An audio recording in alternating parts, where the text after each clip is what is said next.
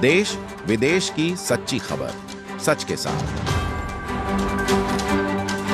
आप देख रहे हैं नेशनल इंडिया न्यूज।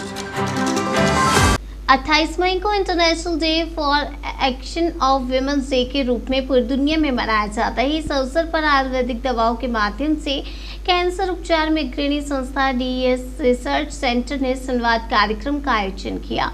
विदित हो कि यह महीना skin cancer awareness month, bladder cancer awareness month, lung cancer awareness month के तौर पर भी मनाया जाता है।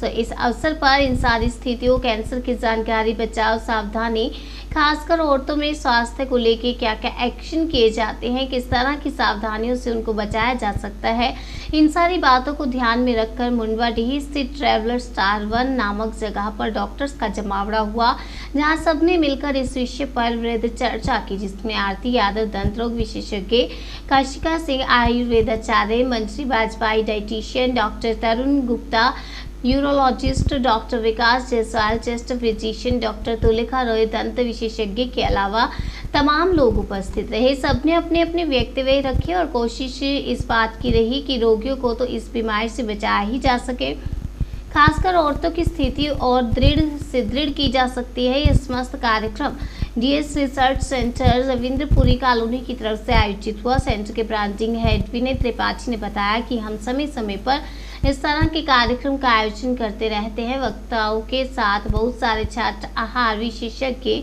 और अन्य लोग भी वहां पर मौजूद रहे। जो 2 महीने के अंदर हुए हैं, इसके बियॉन्ड हुए हैं, वो मल्टीपल फैक्टर की वजह से हुए हैं। तो इस पर कुछ बोल पाना कि वैक्सीन की वजह से हुए, अभी और स्टडीज़ जब होंगी तभी हम उस पर कुछ बोल सकते हैं। सर जैसे बात किया जाए वैक्सीनेशन की, हमारे यहाँ जैसे 100 साल पे महामारी आती है, तो अगर 100 साल पहले की बात है 7 साल 8 साल में वैक्सीनेशन बनता है, लेकिन हमारे 8 महीने 10 महीने में बन गया। सर आईफोन हर 6 महीने में बदल रहा है, तो we are using more technology. जो पहले नॉलेज हम 100 साल में इकट्ठा करते थे, अब वो 2 सालों में इकट्ठा या अपडेट हो रही है। तो अपडेशन की स्पीड भी बढ़ गई है।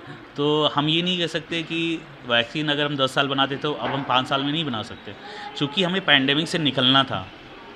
तो पैंडेमिक से निकलने के लिए हमें कुछ न कुछ चाहिए थे टूल्स, जिससे कि लोगों में डर कम हो, और एक वैज्ञानिक जो सिद्धांत पे बने हुए वैक्सीन की ज़रूरत थी, वो जो भी उस समय अवेलेबल था वो यूज हुआ। तो उस समय बचने के लिए वो उपयुक्त था, और बाकी जो रिसर्च सामने आएगी, आगे स्टडीज़ में आएगी, वो पता चलेगा। Thank you. अच्छा, डॉक्टर तरुण गुप्ता, मैं यूरोलॉजिस्ट उजाला सिकनेस हॉस्पिटल में वर्क करता हूँ और लास्ट 20 ईयर्स से प्रैक्टिस में हूँ।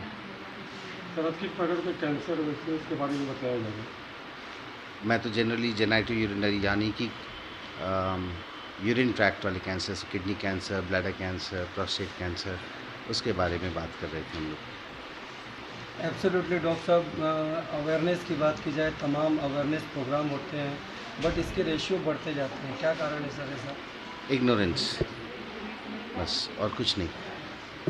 लोगों को अपनी हेल्थ के लिए, स्वास्थ्य के लिए जागरूक होना ही पड़ेगा, उसको इग्नोर नहीं कर सकते। और जो चीज़ें बताई जा रही है कि आपके लिए अच्छी नहीं है, उसको कंटिन्यू करना, तो ये तो अच्छी बात नहीं होगी। Sir one question out of this syllabus sir, PM Modi appreciating generic medicine, but private hospital से भी जेनरिक मेडिसिन इतना अप्रिशिएट कर नहीं रहे, क्या कारण है सर?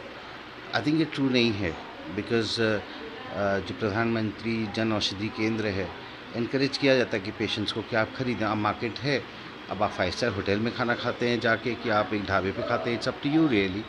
कोई मना नहीं कर रहा कहीं से भी। और डॉक्टर्स जनरली, अब मुझे लगता है कि उनको सॉल्ट लिखना आना चाहिए, ब्रांड नेम्स तो थ्रो अवे कर देना चाहिए। Thank you sir. ओके।